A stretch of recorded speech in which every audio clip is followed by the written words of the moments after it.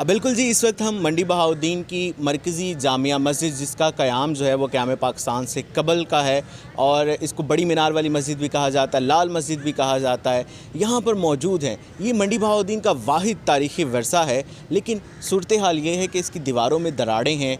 Washroom जो है उनकी सूरत हाल कुछ नहीं है और इसके अलावा मस्जिद जो है ये ज़ुबू हाली और खस्ता हाली का शिकार है। हमारे साथ मौजूद है मलिक सलाहुद्दीन साहब। मलिक सलाहुद्दीन साहब, बताइएगा कि ये मस्जिद मंडी बहाउद्दीन का एक तारीख़ी विरसा होने के बावजूद क्यों ज़ुबू हाली और खस्ता हाली का शिकार है?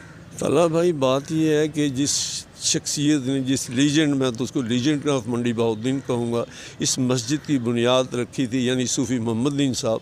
आप उनके वीन का अंदाज़ा करें कि उन्होंने उस वक्त मस्जिद के साथ 44 दुकानें वक्फ़ की थी ताकि ये मस्जिद सस्टेनेबल हो, इसके अखराजात के लिए लोगों के आगे हाथ ना फैलाना पड़े। लेकिन शुमीय किस्मत के पाकिस्तान बनने के बाद ये मस्जिद महकमा औकाफ़ के कब्ज़े में चली गई। अब सूरत हाल ये है कि महकमा जो है 6 लाख कम से कम करार रखने के बावजूद 6-7 लाख रुपये महीना जो है तकरीबन वसूल करता है, और उसके बाद जो चंदा होता है, गले का चंदा होता है, वो भी महकमा औकाफ़ ले जाता है। लेकिन अखराजात की तरफ उनकी कोई तवज्जो नहीं है, मस्जिद के मामलात की तरफ कोई तवज्जो नहीं है।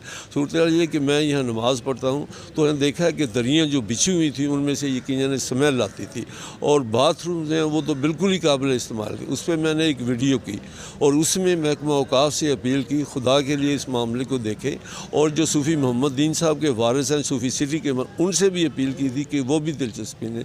लेकिन बदकिस्मती ये है कि ना तो महकमा औकाफ़ के कानों पे जूँ तक रहेंगी, ना ही सूफ़ी सिटी वालों ने कोई दिलचस्पी ली। लेकिन ये एक अल्लाह की अता होती है। अल्लाह ने एक बंदे को चुना, दीवान अफजाल साहब, जो पाकिस्तान से पर ऑस्ट्रेलिया में मुकीम है, इसी शहर के वासी हैं। उनका मुझे अचानक टेलीफोन आया कि मलिक साहब यार मैं और भी कुछ करूँगा, लेकिन फिल वक्त आप जो है इनके बाथरूम्स के एस्टीमेट लगवा के मुझे भिजवाएं तो मैं इंशाल्लाह आपको करता हूँ। मैंने वो एस्टीमेट लगवा के भिजवा दिया।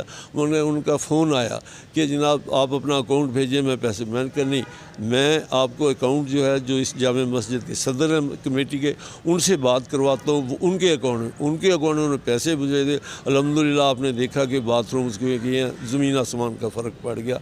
अब मैं दोबारा पिछले दिनों, ये 3-4 रोज़ पहले एक ख़बर पढ़ रहा था, टीवी पे चल रही थी कि लाहौर के तारीख़ी मकामात की हिफाजत के लिए, उनको महफूज करने के लिए मियाँ नवाज शरीफ जो 3 दफ़ा के वज़ीर आज़म हैं, उनकी सरबराही में एक अथॉरिटी कायम की गई है जो लाहौर की तारीख़ी मकामात। लेकिन मेरा सवाल ये है कि आखिर ये सब कुछ लाहौर में क्यों, ये मंडी बहाउद्दीन जैसे शहरों को उनमें क्यों नहीं शामिल किया जाता? आखिर इस मस्जिद की हिफाजत के लिए क्यों महकमा औकाफ़ जो है, हमें हमेशा लोगों की तरफ देखना पड़ता है कि महकमा औकाफ़ इस में दोबारा, क्योंकि अब ये जून अगले में बजट में रखे जाने हैं पैसे, बजटिंग का काम हो रहा है, इसलिए मैं मोहतरमा हमीदा वहीदुद्दीन साहबा से भी गुजारिश करता हूँ कि इस मामले में दिलचस्पी लें। DC साहब से भी गुजारिश करता हूँ कि जहाँ वो शहर की बहाली के लिए काम कर रहे हैं और गेट्स को बहाल करें। इसी तरह ये जो सबसे ज़्यादा तारीख़ी वर्सा है, इसकी दिलचस्पी में वो सेक्रेटरी औकाफ़ से अपील करें कि इस जो है ना, इस तारीख़ी विरसे को बहाल किया जाए, और इसके बाथरूम और उसकी जो दीवारें हैं, प्लस्तर उखड़े हुए हैं, और इस तारीख़ मतलब इसको एक तारीख़ी विरसे के तौर पर लिया जाए, इसको महफूज कीजिए, और इस मामले को दिलचस्पी लेकर इसको आगे बढ़ाया जाए। अच्छा मतलब मुझे बताइएगा, जो हमारी मालूमात है उसके मुताबिक इस मस्जिद के जो है वो अपनी दुकानें भी जो हैं वो बनाई गई थी क़याम पाकिस्तान से कबल। शायद उनकी तादाद जो है वो 40 से ज़ायद है कि वो दुकानों का किराया जो है वो इस मस्जिद को चलाता रहे। तो उस हवाले से क्या कहना चाहेंगे, वो दुकानें किसके पास हैं? जी तलहा साहब, मैं वही अर्ज़ कर रहा हूँ कि 44 दुकानें हैं। आप यकीन जाने, अगर इस एरिए की अहमियत का मद्देनज़र देखें तो कम अज़ कम 50,000 रुपया किराया, वो किराया भी मिल मिला के रखा गया है। तो और इसके बाद लेकिन उस बंदे का वीन देखें ना, सूफी साहब, उनका यही था कि ये सस्टेनेबल, इसके अखराजात के लिए दूसरों के देखना ही न पड़े।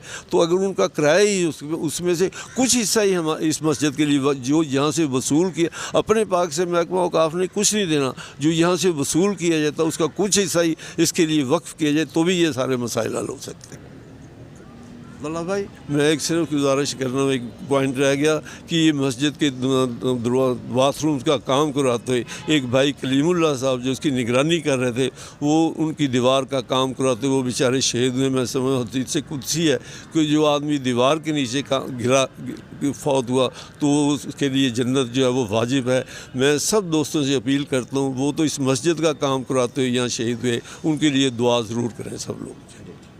बिल्कुल सामिन और नाज़रीन, ये इसे बदकिस्मती कह सकते हैं या फिर अदम दिलचस्पी कह सकते हैं कि यहाँ से महकमा औकाफ जो है वो चंदा भी लेके जाता है लाखों रुपए का, और लाखों रुपए जो है वो दुकानों का किराया भी लेके जाता है। लेकिन इस वक्त इस मस्जिद की सूरत हाल ये है कि यहाँ पर दरवाज़ों से पेंट बिल्कुल ख़त्म हो चुका है, टाइलें टूटी हुई हैं, दीवारों में दरारें हैं, पंखे चंद एक चल रहे हैं, चंद एक नहीं चल रहे, और वैसे भी ओवरऑल मस्जिद की सूरत हाल जो है वो खस्ता हाली की तरफ जा रही है। आवाज़ न्यूज़, हर लम्हा बाखबर।